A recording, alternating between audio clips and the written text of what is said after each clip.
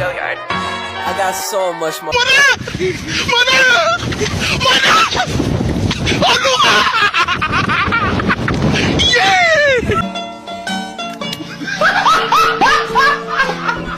Are you ready, kids? Aye, aye, Captain! I can't hear you. Aye, aye, Captain! Oh! Fucking design on right now.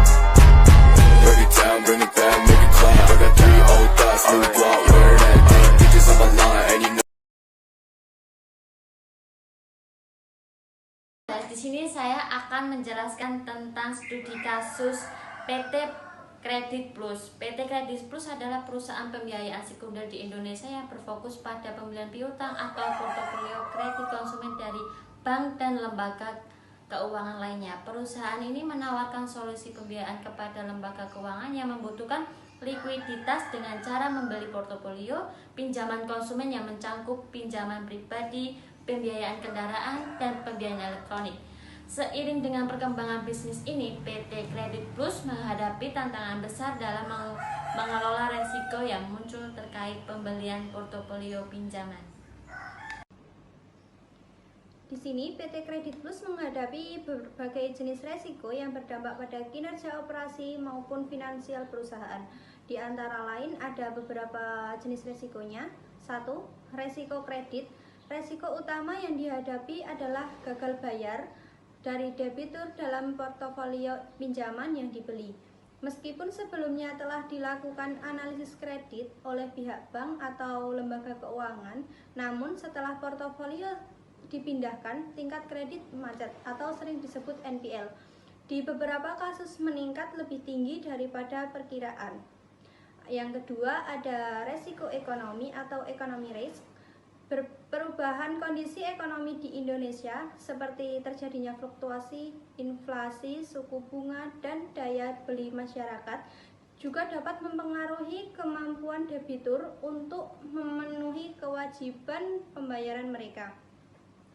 Hal ini juga berpotensi meningkatkan jumlah kredit yang macet, terutama di masa resesi atau penurunan ekonomi. Yang ketiga ada resiko operasional atau sering disebut dengan operational risk, proses pengelolaan portofolio yang manual dan sistem pengelolaan data yang tidak terintegrasi dengan baik menyebabkan kesalahan dalam pelacakan, pembayaran, dan penanganan klaim. Hal ini mengarah pada keterlambatan dalam identifikasi resiko dan pengambilan keputusan. Terus yang keempat ada resiko likuiditas atau liquidity risk. PT Perusahaan Kredit Plus juga menghadapi tantangan likuiditas dalam memperoleh dana untuk pembelian portofolio pinjaman baru. Ketergantungan pada pendanaan eksternal dari investor ataupun bank besar untuk pembelian portofolio pinjaman dapat menyebabkan ketidakpastian ketika pasar keuangan mengalami gangguan. Selanjutnya kita akan membahas tentang strategi pengelolaan resiko. Yang pertama, strategi pengelolaan resiko kredit. Perusahaan berusaha mendiverifikasi jenis pinjaman yang dibeli dengan mencakup berbagai sektor seperti pinjaman kendaraan, elektronik, dan rumah, sehingga mengurangi ketergantungan pada sejenis kredit tertentu. Yang kedua, strategi pengelolaan resiko ekonomi. PT Kredit Plus menggunakan instrumen keuangan untuk melindungi nilai portofolio terhadap fluktuasi suku bunga yang tidak menguntungkan. Ini membantu mengurangi dampak kenaikan suku bunga terhadap tingkat pembayaran debitur. Yang ketiga, strategi pengelolaan resiko operasional. PT Kredit Plus memperkenalkan sistem manajemen berbasis cloud untuk mempermudah pelacakan pembayaran dan status portofolio pinjaman. Teknologi ini juga membantu dalam meminimalisir kesalahan manusia dan mempercepat proses operasional dengan memberi pelatihan pada karyawan untuk meningkatkan pemahaman produsen operasional. Yang keempat, strategi pengelolaan resiko likuiditas.